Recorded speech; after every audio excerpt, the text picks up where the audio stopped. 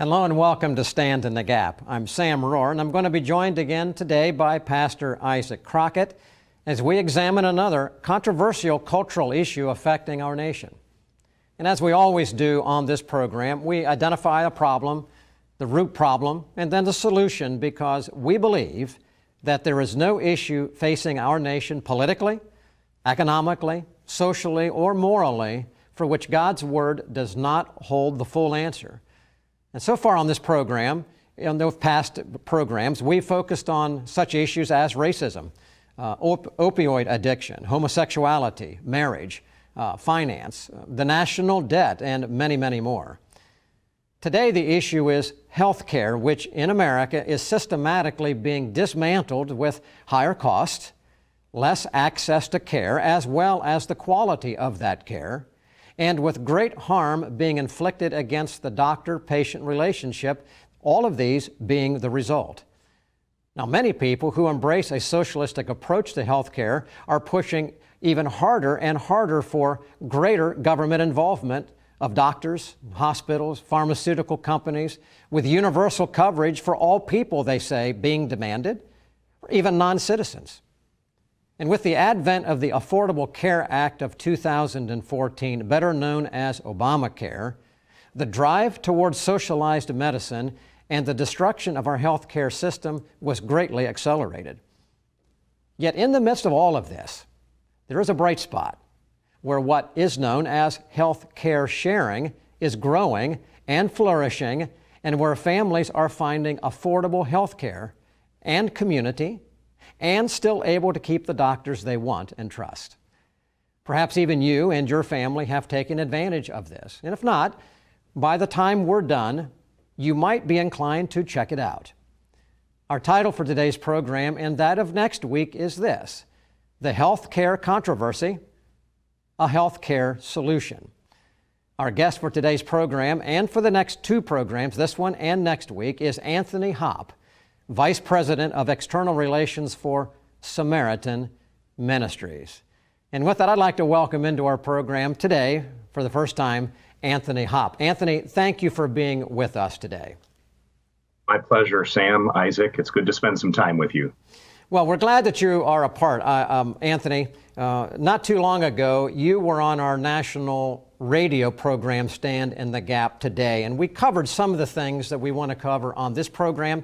But I thought that you helped to explain where we are in this country, as well as the wonderful solution that this concept of health care sharing is all about. So on this program today, we'd like to talk about more of the general approach to health care, and we're going to get into that. But I just want to ask you right now, a lot of people don't know this, but the percentage of health care, let's put it this way, the percentage of the gross domestic product right now that is a part of healthcare is 17.9%. Now, that was 2017 numbers.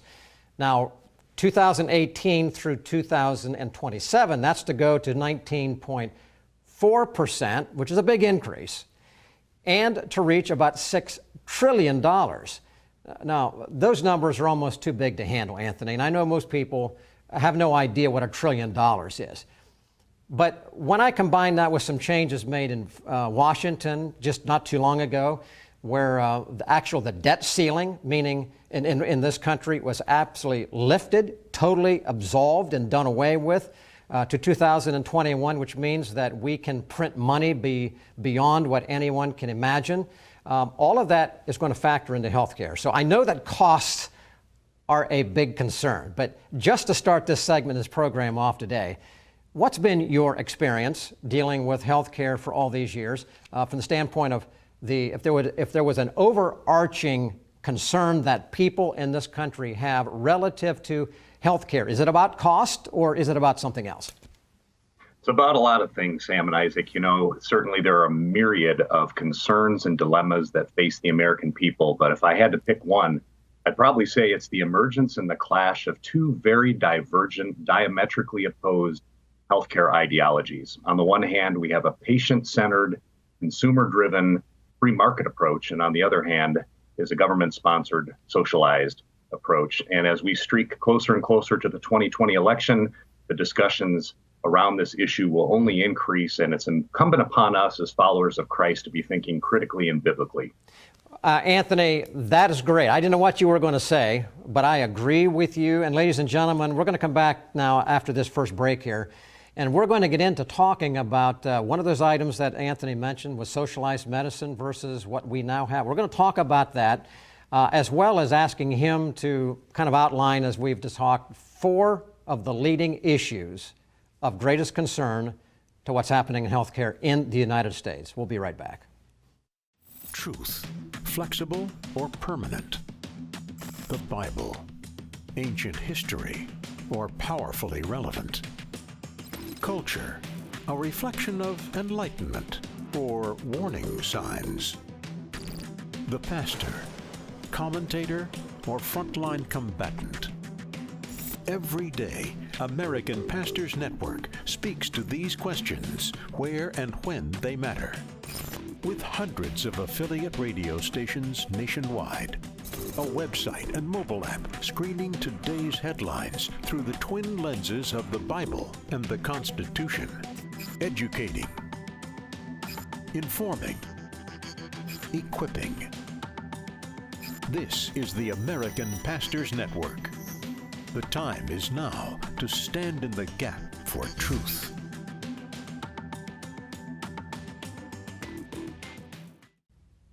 Welcome back to Stand in the Gap. Our theme today is the healthcare controversy, a healthcare solution. And we're going to get to all of those.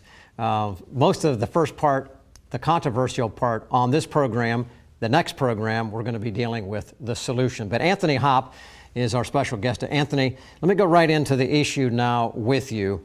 For the sake of discussion on this next this program, let's take, for instance, the leading 4 areas of concern, all right? And I'd like to go into them. One of them I know that is a concern to people, and that is the matter of increasing cost. Insurance premium increases is a big one for people who are involved in that. So what is driving up the cost generally, and what is driving up insurance premiums specifically, because I know this is a big issue for all Americans, or at least for most Americans? It sure is, Sam. Healthcare spending is now increasing year over year between 5 and 6%. Inflation is at 2%. So healthcare spending is outrunning inflation by a margin of 3 to 1, which is problematic. And you mentioned increased insurance premiums. According to CMS, over the last 3 years, the average insurance premium has increased 25%, and it's projected to increase another 10% next year. And I think ultimately we leave it to the brilliant economists to determine and diagnose why those healthcare costs are so high. But we can make some observations. The first one is the simple law of supply and demand. Supply for healthcare services is decreasing while demand is increasing. It's interesting that in the early 1900s, medical special interest groups began lobbying politicians to actually reduce competition, resulting that by the 1980s, the U.S. is restricting supply with respect to physicians and hospitals and pharmaceuticals, while at the same time subsidizing demand. That's not a sustainable economic model, and that leads to more government involvement and overregulation. But 2 other quick points as to possible reasons as to why we see increases. One is Medicare and Medicaid. Doctors are woefully underpaid by both programs, particularly Medicare, and those costs have to go somewhere. And those, of course, get passed on in the form of increased taxes and increased insurance premiums. But another point would be just medical malpractice lawsuits that really put doctors in a position where they have to practice defensive medicine, where they are diagnosing, rather not diagnosing, but prescribing testing and treatment that is potentially unnecessary for the purpose of avoiding litigation. So all of those factors combined make for a very difficult navigation for the consumer as we deal with increased costs. Anthony, as you talk about these costs, you said, government is a part of this. I remember working for a hospital when I was in high school, and during our training, they actually went through all these things. Medicare and Medicaid only pay us. They said, people think us hospitals make all this money, but let us explain how this works. And it just blew my mind as a teenager. I'm going, what? I didn't understand this. And that was years ago. But you talked about government then, that this is part of the problem. You said earlier, it's government-sponsored insurances versus free market insurance. You said that government-sponsored, you used the word socialized. And I think sometimes when we hear socialized medicine, a lot of people are worried. But when we hear some of the progressive candidates saying, oh, everybody should have insurance, I think a lot of people now are oh, yeah, that sounds kind of nice. And so when we hear, well, the government's going to supply insurance for everybody, I think a lot of folks don't realize that's socialized medicine by what you were defining. So if you could maybe talk to us about what you're concerned about from this shift going from what used to be completely free market to now Medicare is involved and Medicaid to now they're wanting to socialize or have the government, which, I just take a trip to the DMV and see how much red tape there is in, the government offices. Now that's going to be all of our medicine if we continue down this path. Where are your concerns there, and why should we maybe be concerned about that? Well, Isaac, we can start with cost since we just referenced that. And the most extreme version of socialized care, of course, is the Medicare for All plan. And Bernie Sanders estimates that his plan would cost between $3 and $4 trillion every year. Those are the kind of numbers that make our eyes glaze over, and it's barely comprehensible.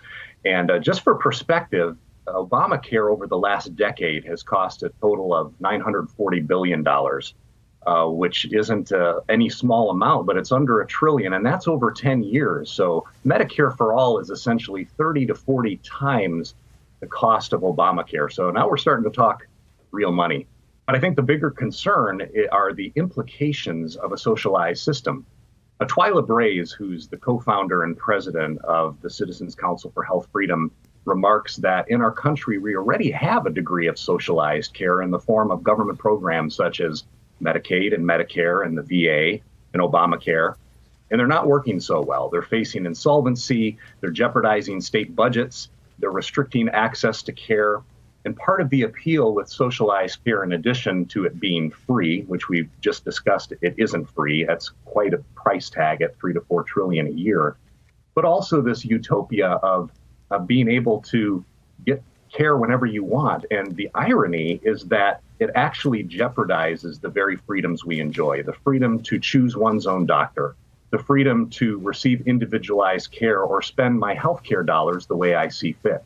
We only need to look to countries that have implemented socialized systems such as Canada or the UK and look at from a general standpoint of how things are going. For example, in Finland, hospital beds have decreased 40%, and the government requires that before any citizen sees a specialist, you need to see your general practitioner. That's an encroachment on one's ability to direct one's own healthcare. But I think there are two fundamental questions that we have to ask as we consider is socialized medicine the right approach? The first question is, what is the role of government in healthcare? And the second is healthcare a right? The first question, we look to our founding fathers, and even though our founding fathers weren't all followers of Jesus Christ, there were two biblical principles that were woven into the fabric of our country's founding. And the first is that government's proper role is to protect its people. And the second is related to it, and that is that when rulers overstep that injustice abounds. Justice flourishes when rulers are confined to that. But we find that when government gets more involved, not just in healthcare, but in education, in the environment, in the economy, that becomes problematic. The second question is healthcare a right? The difficulty with this is that we have to acknowledge from the outset that we all desire for everyone to have access to quality healthcare at an affordable price. But the issue is who should provide it. And the danger is that when we start calling rights, or I should say, when we start calling a commodity a right, that puts us in a difficult situation. Healthcare is a commodity. It's a service. Rights are inherently intangible. And when the government starts saying that a commodity is a right, then they assume redistribution powers that are not afforded to them by the U.S. Constitution. All right, so Anthony, just a real quick summary. So far, we talked about the prices of premiums have just increased multiple times, more than what we would expect, especially after Obamacare. Socialized medicine, you're showing us, from the Constitution and just biblical worldview, is not helping us. So now let's look at the price transparency.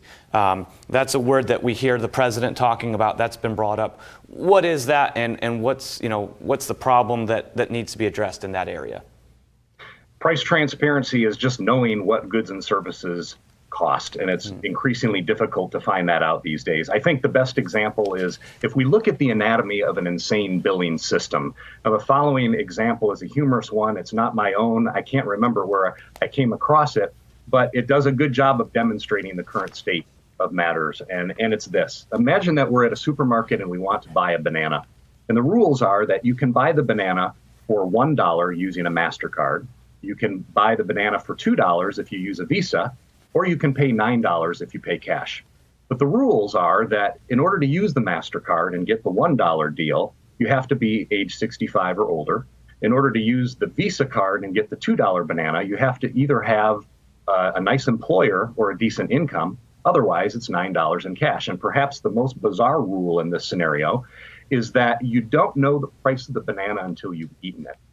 And as absurd as this example is, it really demonstrates where we are with respect to price transparency and knowing what things cost. This is why the executive order that President Trump signed on June 24th really is significant, because this executive order around price transparency is directing the federal agencies to adopt rules and issue guidance and to develop reports around price transparency, essentially requiring that hospitals disclose the discounts that they receive with providers.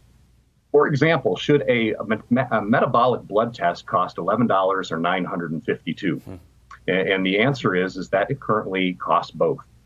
Those are two actually negotiated rates between insurance companies and laboratories. So what happens when consumers know the cost of goods, they're able to make better decisions. Engaged, informed patients make better decisions. And also, as that variance delta is closed, that means quality of care increases, because now physicians have to compete on quality, not just price. Anthony, excellent job in dealing with this. When I was in the Pennsylvania legislature some years ago, I focused on healthcare issues. And years ago, some of these very same things that you were talking about were identified there from the standpoint of insurance premium increases. You talked about Medicare, Medicaid, tampering with supply and demand, malpractice. Yep, hadn't changed. Socialized medicine, the role of government. Big question, and constitutionally, biblically, we know that it's not government. You also talked about healthcare being a commodity, not a rate. Very critical in that discussion. I think that was well stated. And then what you're talking about here, price transparency, to me just reminds me of the biblical responsibility for honesty, accountability. That's all you're talking about. Just tell the truth and let people know. But there's one other one I want to have to talk with you about, one of the other 4 issues of concern. And you were talking about it briefly, but it is the doctor-patient relationship. You were saying that when the patient is involved and they know the facts, they will generally make the better decision. What are some of the problems that have been coming into it, the interferences, put it that way, that have been limiting and threatening to disrupt the historic doctor-patient relationship? Well, I think what's really significant, Sam, is that much of our healthcare in this country involves third parties who have little insight into the patient's specific situation. And these third parties have usually little to no medical training, yet they exert an inordinate amount of influence and determination with respect to where the patient receives care and even the kind of care that the patient receives. The relationship should be between the provider and the patient. There shouldn't be a third party interfering or interloping. This is what the doctor wants. The doctor wants to be able to practice medicine. This is what the patient wants. And when there's third party interference, that's what leads to physicians having to see 3,000 or more patients, whereas in a model like a DPC, a direct primary care approach, or a cash approach, or concierge model, doctors are able to not only make their price transparent, but they can spend more time with their patients, sometimes 30 minutes, 60 minutes, and the patient is cared for more as well. So we have to get to the point where the relationship is only between the patient and the provider, because who better to make those decisions other than your doctor and the one who's receiving the treatment? And I think people watching our program right now say, yeah, who better? The patient. And we agree with that. When we're going to come back in just a minute, Anthony, we want to talk with you a little bit and have you just briefly lay out the alternative. Now, the solution, without getting into the details, we'll do that next program, but the alternative to all of these problems we're talking about, and it is a good one. So stay with us, ladies and gentlemen. We'll be right back. Stand in the Gap is produced and recorded in the studios of WBPH Philadelphia, positively different television. To watch archives of this program, go to WBPH.org.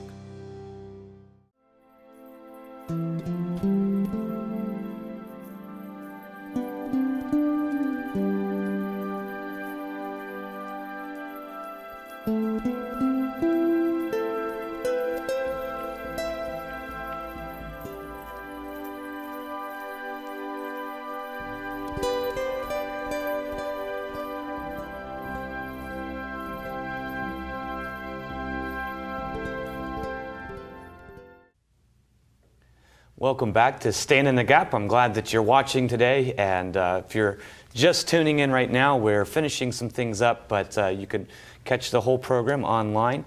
But we've really had an interesting conversation so far with Anthony Hopp from Samaritan Ministries. And Anthony, we've been talking about areas where our current healthcare system in America is fundamentally flawed and getting worse, it would appear. And so hopefully, it doesn't continue down that path. But we've talked about some areas that are harmful right now. We've talked about the rising cost and premiums, just astronomical. Greater government involvement, you've called this socialized medicine. Price transparency, or the lack thereof right now. You gave some really good illustrations of that. And then this third-party interference. And I have met with many doctors, especially when I used to work as a social worker, helping clients, and doctors would complain all the time that the system, the hospital system, they won't let me spend the time that's needed to actually figure out the root, problem here. So you're part of Samaritan's Ministries. What is health sharing, and how does it help with any of these problems that we've pointed out on the program thus far? I know we're going to get into this more in our next program, but maybe a quick overview here at the end of this program. Yeah, well, Isaac, most of our healthcare in this country is expensive, it's impersonal, it's intrusive, and for the follower of Jesus Christ, it's objectionable. Samaritan members are able to practice healthcare in a way that is affordable instead of expensive. It's often a fraction of the cost of insurance. Instead of the highly impersonal nature of insurance, Samaritan members experience healthcare that's very personal. Not just with the staff, but also member to member, because they're connected directly with one another. Instead of the intrusive nature of this third-party intrusion, Samaritan members direct their own health care. They don't have third-party interference. They're in the driver's seat and able to make those decisions. And finally, the concerns about where do my healthcare dollars go? Am I supporting unbiblical practices that violate my faith? As a Samaritan member, I have the assurance that my healthcare dollars are never funding abortion or gender reassignment surgery. So the result is that Samaritan members are able to do healthcare together. They don't do it alone. They do it in the context of community, and they do it not only by sharing in the financial need, but also praying for one another and standing with each other as they go through trials and difficulties. Anthony, you did a great job of laying that out. I put down affordable, personally directable, greater accountability, and better stewardship of the money, because we're not supporting things with our insurance that may be actually harming the life of others, such as Planned Parenthood or who knows what. So anyways, we look forward to having this discussion with you in detail the next program, Anthony. Ladies and gentlemen, thank you for watching today's program. We've focused on today the healthcare controversy, a healthcare solution. And we come back on this next program next week we will go into full detail on really what health care sharing is all about, the biblical underpinnings for it, and what it really may mean to you as a concerned person, perhaps a Christian viewer who wants to have better control of your health care at a better cost. On behalf of Isaac and myself, thank you for watching today on Stand in the Gap, and I hope that we'll hear from you this week. Take a moment to sit down, go to our website, standinthegapmedia.org, communicate to us, let us know that you enjoy this program, uphold us in prayer and your finances. God bless you. We'll see you back next week.